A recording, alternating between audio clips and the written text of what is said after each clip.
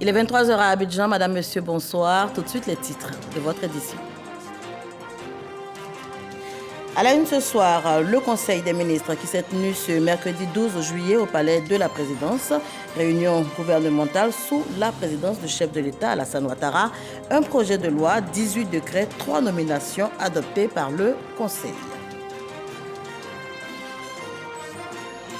À la une également, ouverture très prochaine du pont reliant la commune de Cocody à celle du plateau. Le top départ sera donné le 3 août prochain par le président de la République, Alassane Ouattara. Annonce faite par le ministre de l'Équipement et de l'Entretien routier, Amédée Kofi Kouakou, qui était justement en visite sur ce chantier. Et puis en République démocratique du Congo, à 6 mois des élections, la présidentielle a un seul tour prévu pour le 20 décembre, couplé à l'élection des députés nationaux, des provinciaux ainsi que des conseillers municipaux. Il y a de la tension. L'opposition considère que le fichier électoral est fantaisiste. Tout de suite au palais de la présidence où un conseil des ministres s'est tenu ce mercredi 12 juillet. Réunion gouvernementale sous la présidence du chef de l'État, Alassane Ouattara. Un projet de loi, 18 décrets, 3 nominations, une communication ont été donc adoptées par ce conseil. C'est ce que nous rapporte Viviane Haïm. Les modifications constitutionnelles soumises par le président de la République au Parlement réuni en congrès le 25 avril dernier entrent en phase d'exécution. En effet, le Conseil des ministres réuni ce mercredi 12 juillet sous la présidence du chef de l'État, le président Alassane Ouattara, vient d'adopter un projet de loi dans ce sens.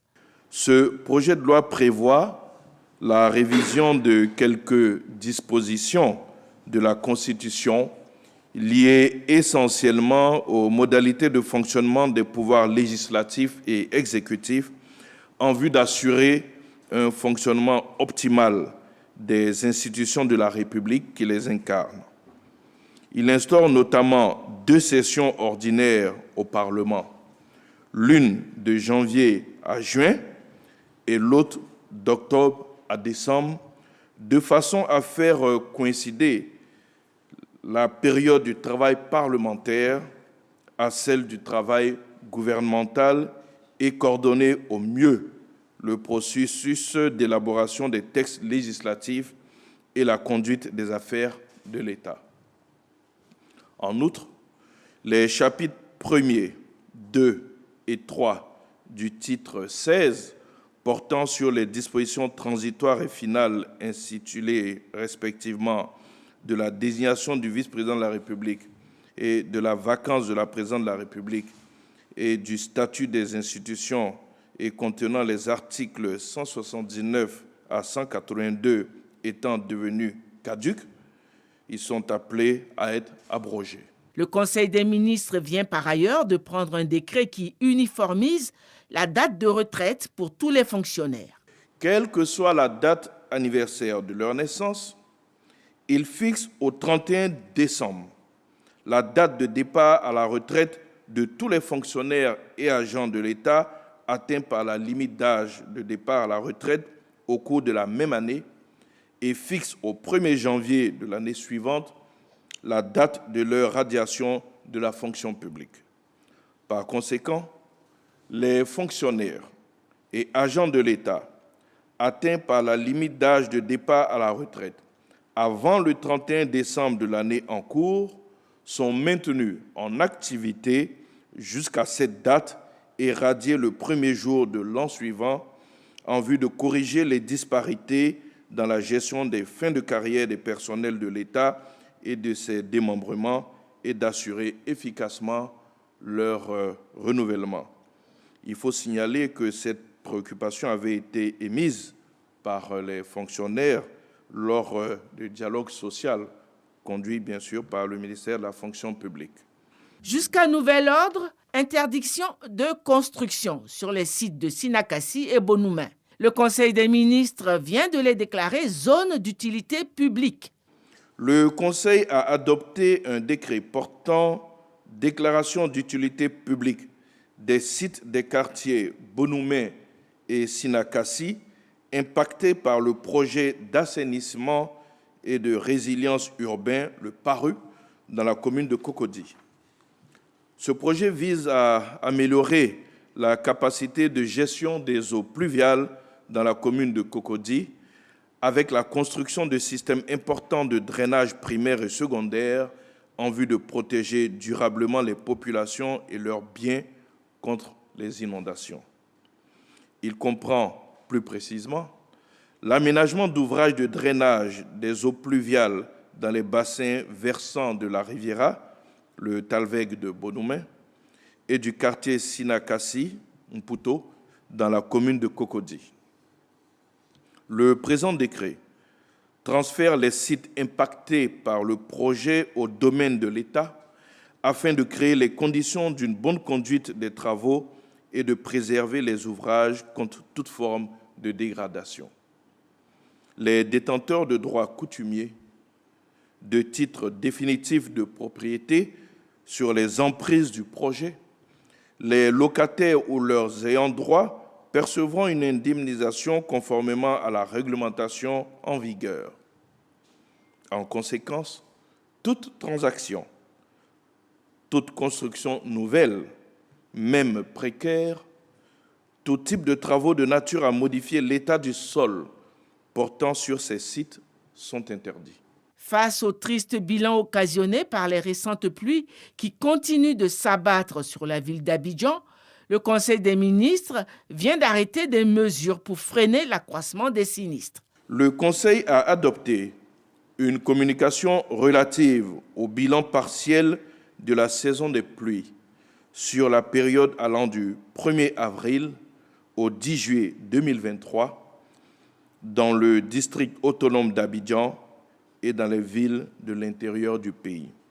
Les pluies abondantes qui s'abattent depuis le mois d'avril 2023 ont causé, hélas, des pertes en vies humaines et des dégâts matériels importants en dépit des mesures préventives prises par le gouvernement.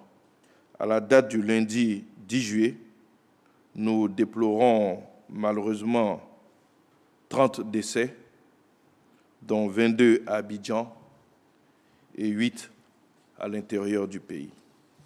Le gouvernement réitère sa compassion et sa solidarité aux familles éplorées, aux blessés et à toutes les personnes sinistrées.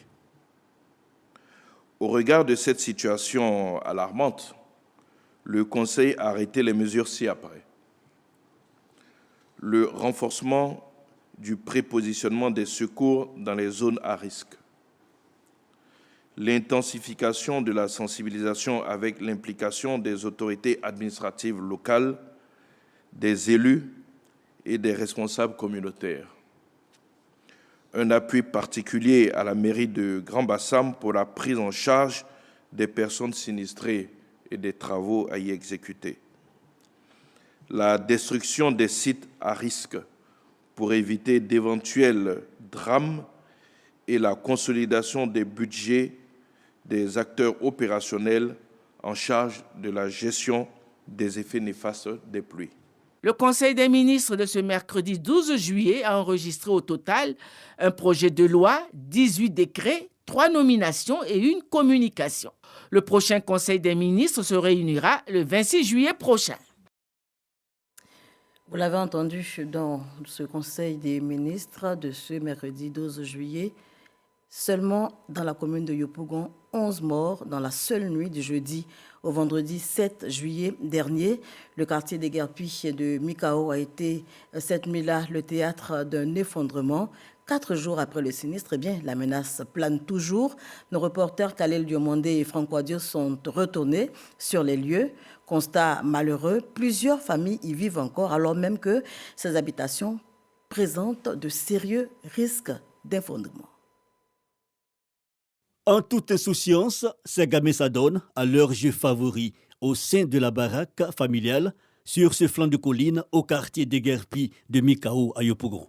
Mais Laure, la mère, a bien conscience que sa vie et celle de ses enfants peuvent basculer à tout instant, à la moindre averse. Face à elle, les débris des habitations voisines effondrés le vendredi 7 juillet dernier, causant la mort d'au moins 4 enfants. Sincèrement, quand on est ici, en tout cas, ça ne va pas. Quand il fait nuit, il pleut, on a peur. On a peur parce que ce qui s'est passé, en tout cas, c'est grave. Quand il pleut, l'eau, de la monnaie, ça vient fort. S'il y a eu l'argent aujourd'hui, mais il n'y avait pas dormi dans la maison. Elles sont nombreuses, ces familles, qui vivent encore dans ces zones sensibles en dépit des risques d'effondrement. Le danger est pourtant imminent. Des baraques visiblement sur le point de s'affaisser, comme celle où résident Landry et sa compagne. Le manque de moyens financiers, c'est l'argument ressassé à tout va. Il y en a mal, mais je n'ai pas les moyens. On n'arrive pas à dormir même. La pluie de hier qui est venue encore là, ça continue de casser encore. Quand il pleut, puis je pense à ce qui s'est passé là, ça me fait peur. Il y a 2 filles ici.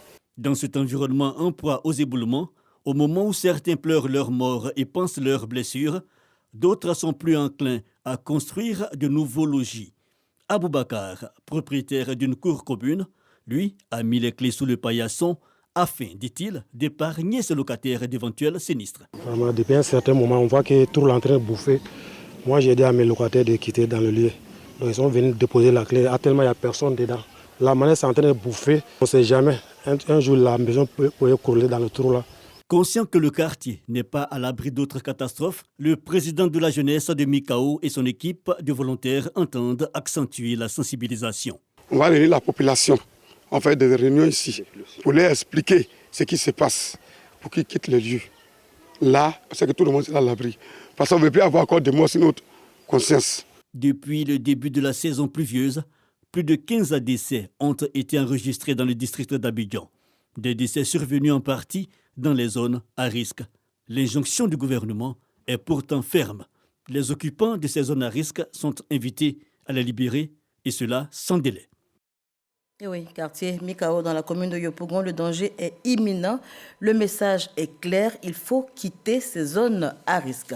La ville de Grand Bassam n'échappe pas à la furie des eaux en cette saison des pluies. Une partie de la cité balnéaire est sous les eaux. Les populations sinistrées, qui pour la plupart sont relogées dans des établissements scolaires, reçoivent le soutien du président du conseil régional du Sud Komoué, Jeune Akawole. Le reportage est signé Godefroy Okombawa. On souffre. Nos maisons sont détruites. Les carreaux ont sauté dans les maisons. On ne sait même pas comment faire pour partir au travail. Nos enfants sont cloîtrés dans les maisons. Ils n'ont plus de vie. Nous pleurons, venez nous secourir, papa. C'est le cri de cœur exprimé depuis quelques semaines par les sinistrés de l'inondation dans la ville de Grand Bassam. Ces sinistrés sont issus des cités et des ménages dont les maisons sont démolies pour l'évacuation de l'eau.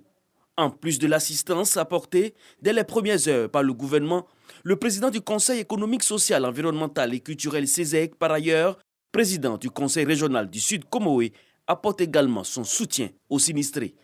Eugène Akawele invite surtout à la solidarité.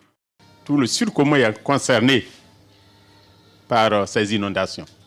Chacun de nous peut, à son niveau, poser des actes de solidarité. Nous, les agents de développement des collectivités, nous n'aurons pas suffisamment les moyens pour venir à votre secours. Bien sûr, nous poserons les actes de solidarité, mais il nous revient, à titre principal, d'aller vers celui qui peut faire le maximum, c'est-à-dire le gouvernement, sous la haute autorité du président de la République. À l'issue de cette rencontre, un appui financier et moral est apporté à ces sinistrés des inondations dans la ville de Grand Bassam. Et on parle assainissement justement avec Grace Kando. Le gouvernement ivoirien a entrepris avec le financement du groupe de la Banque mondiale la construction d'un réseau de drainage des eaux de pluie de plus de 7 km linéaires dans les canaux de la commune d'Abobo. Le projet est financé à hauteur de 7 milliards de francs CFA par la Banque mondiale. Et ce matin justement, il y a eu une visite sur le terrain, visite suivie pour vous par Grace Kando. Les quartiers Ndotré et Anokwakouté dans la commune d'Abobo bénéficient de 7,7 km linéaires de réseau primaire de drainage des eaux pluviales avec des ouvrages de franchissement que sont les dallos. Les travaux sont réalisés à 96% et financés à hauteur de 7 milliards de francs CFA par la Banque mondiale, d'où cette visite de terrain d'une délégation de cette institution et des membres du gouvernement pour s'imprégner de l'état d'avancement des travaux. La première chose qui nous motive ici, c'est de vraiment voir l'infrastructure qui a été construite pour essayer de réduire les risques d'inondation ici à Bobo, mais aussi de voir les effets de connexion que ça a sur la population environnante. Nous aimerions vraiment continuer ce type d'investissement ici à Bobo, étant donné l'impact positif que ça a sur la population.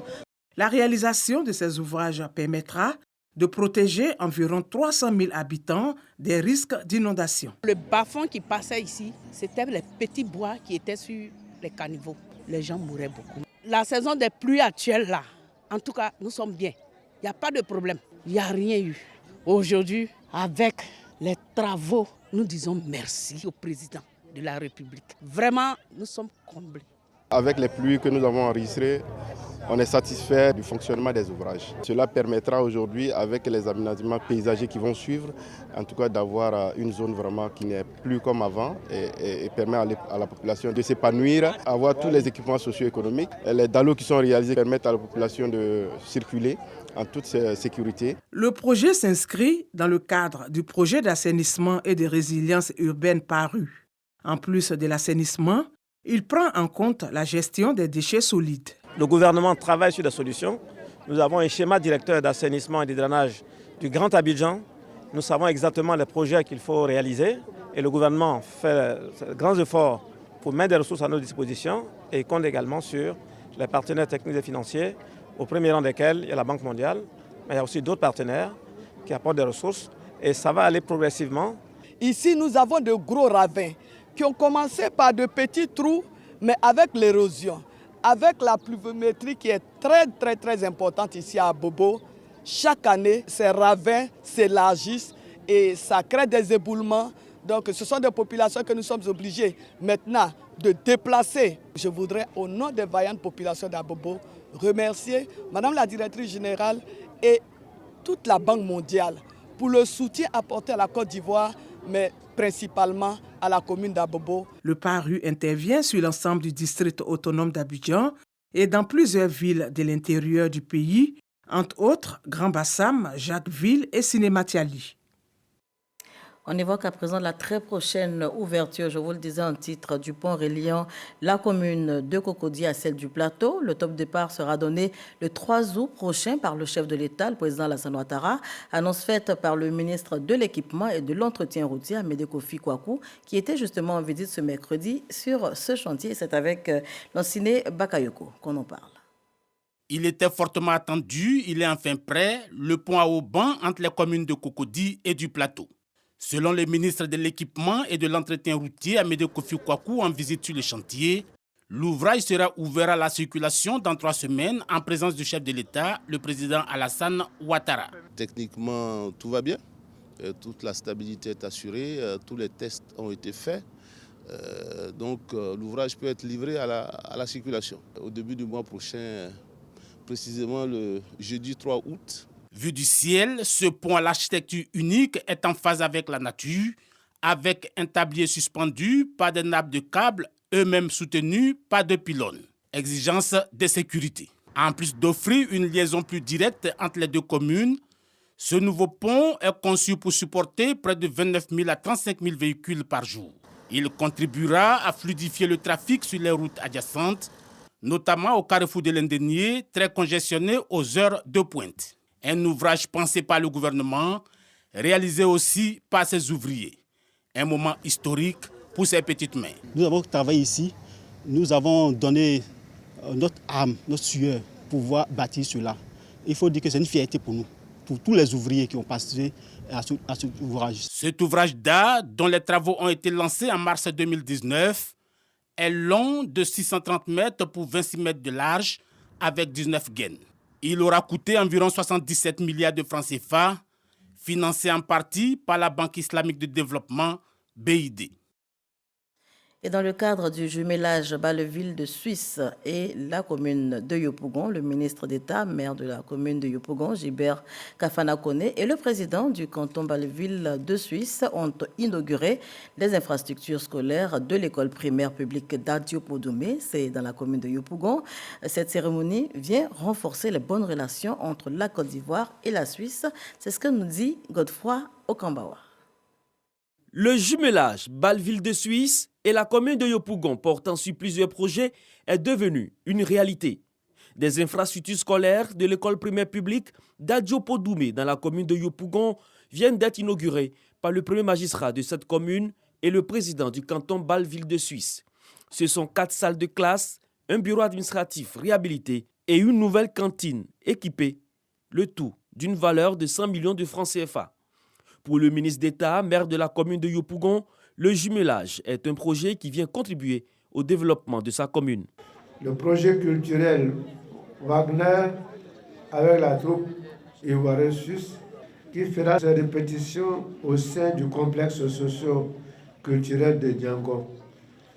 Ce projet d'échange et de promotion de nos différentes cultures témoigne de notre volonté commune de raffermir les liens de fraternité et d'amitié entre les populations de la commune de Yopougon et celle du canton de Bâle-Ville. Le président du canton Bâle-Ville de Suisse a fait l'historique de sa ville avant de relater les points communs entre sa ville et la commune de Yopougon. Le carnaval, c'est important à Bâle. C'est une célébration jour et nuit. Et on a la musique avec des tambours et des flûtes. On a des choses qui unissent. Si c'est sur ce base-là qu'on pense avoir un jumelage de communautés et on espère que les 2 villes en vont profiter. Après cette cérémonie inaugurale, la délégation ivoirienne et celle de la Suisse ont visité la médiathèque qui est un espace de soutien à l'éducation, à la culture et à la formation des jeunes. La journée nationale de la paix se prépare hâtivement. Elle sera célébrée ce 15 novembre comme chaque année. Cette année, c'est la ville de Bouaké qui va accueillir l'événement. Eh bien, cette journée constitue une étape cruciale dans la quête de la réconciliation nationale. Le ministre Konan Kouakou-Bertin a donc exhorté tous les acteurs concernés à se mobiliser pour la cause. Et l'ancien ministre Michel Amani Nguessan, cadre du PPAC, et ressortissant de Bouaké, a répondu favorable à cet appel à la paix et au vivre ensemble. C'était au cours d'une rencontre au cabinet du ministre de la Cohésion sociale. On y retourne avec Marie-Chantal Akandon. Le bus de la paix, symbole de réconciliation, continue son périple à travers le pays, réunissant tous les acteurs engagés dans la promotion de la paix et de la réconciliation. La prochaine étape de cette initiative se déroulera à Bouaké, où seront célébrées les festivités marquant la Journée nationale de la paix, prévue le 15 novembre prochain. Le ministre de la Réconciliation nationale et de la Cohésion sociale a sollicité le soutien et la mobilisation de tous les fils et filles de la région du Béquet pour faire de cet événement un succès. Amani Nguessan, cadre du PPACI et fils de la région, s'inscrit dans cette vision. Il est important, si nous devons parler de cohésion, de réconciliation, que Bouaké prenne toute sa place dans ce processus. Pour la Côte d'Ivoire, nous nous sommes rencontrés et nous nous sommes mis d'accord pour travailler ensemble pour obtenir cette paix. Des paroles qui ne peuvent que réjouir le ministre de la Réconciliation nationale et de la Cohésion sociale. Je voudrais saluer la présence de mon aîné dans ses locaux. Ici, c'est la maison de la paix, la maison de la réconciliation, la maison de la cohésion et la maison de la concorde nationale, la maison de l'unité. La porte d'entrée du PPACI à Bouaké, c'est le ministre Amani Nguessan, puisque je ne peux pas conduire cette opération sans le PPACI. J'ai eu ses conseils, dont je vais tenir compte pour m'assurer que les choses vont se passer comme le président le souhaite. Cette année, le ministère de la Réconciliation nationale et de la Cohésion sociale entend faire de la 27e édition de la Journée nationale de la paix une journée historique afin de créer un impact durable et consolider ainsi les liens sociaux et la réconciliation nationale. Et sur le terrain politique, on évoque la conférence de presse organisée conjointement avec le Parti d'intégration africaine et le PDCI-RDA. L'objectif pour le PIA était d'apporter son soutien aux candidats du PDCI-RDA pour les municipales de 2023 à Abobo. Godfrey Kambawa, Diallo Angela et Alexis Ouedraogo. Les élections régionales et municipales arrivent à grands pas. Dans l'arène politique ivoirienne, plusieurs actions ont terrain semaine. Le Parti d'intégration africaine PIA annonce une alliance avec le PDCI-RDA. À Bobo, nous avons décidé de faire une union autour du candidat de l'opposition le mieux placé, le mieux outillé, qui va permettre à l'opposition de gagner à ces élections-là. Et en même temps, nous allons lancer un appel à toute l'opposition à Bobo, des partis politiques et encore des candidats indépendants, à nous rejoindre, que nous soyons un bloc solide. Concernant une éventuelle alliance à Abobo entre le Parti des peuples africains PPACI et le PDCI-RDA, le candidat Gogé Koné se prononce. Le représentant du PPACI m'a déjà rendu visite 3 fois. Mais nous sommes des candidats disciplinés. Nous attendons des instructions de nos directions. Créé en 2017, le PIA est un parti de gauche engagé pour l'intégration africaine. On parle culture à présent. Le Saint-Louis célèbre son roi, Nana Amondoufou V, roi de Kendjabo. Et bien pour son dévouement au renforcement de la cohésion sociale, il a été récemment honoré par ses administrés. Le roi Nana Amondoufou V, entouré des plus hauts dignitaires de son royaume, a initié à la cour royale de Kendjabo une cérémonie de purification et d'invocation des membres des ancêtres. Le but de cette rencontre est de prier pour la paix et le renforcement de la cohésion sociale en Côte d'Ivoire. Reconnaissant pour son dévouement à la cause du royaume, les descendants de Nana Amondoufou V ont profité de la fête des pères pour lui témoigner leur affection. Ici dans le 108, nous avons un roi. Voilà, ce roi, c'est Amondoufou V, le roi de tout le monde, papa de tout le monde. Pour le renforcement de la cohésion sociale ici à Kendjabo, je convie à tout le monde, je leur demande de se mettre ensemble. C'est ensemble, main dans la main, que nous pouvons bâtir ce qu'on doit bâtir. Sa Majesté a saisi l'occasion pour saluer les efforts du président Alassane Ouattara et de son Premier ministre Patrick Achi pour leur engagement pour le développement et l'amélioration des conditions de vie des populations. Hors du pays, en images, à 6 mois des élections, la campagne s'annonce tendue en République démocratique du Congo, campagne sur fond de crise sociale et de conflits dans l'Est. La présidentielle à un seul tour est prévue le 20 décembre prochain, présidentielle couplée à l'élection des députés nationaux et provinciaux ainsi que des conseillers communaux. Félix Tshisekedi, président depuis janvier 2019, est candidat à un second mandat de 5 ans. Certains doutent de l'organisation du vote en temps et en heure et s'attendent à ce qu'ils appellent un glissement. On termine.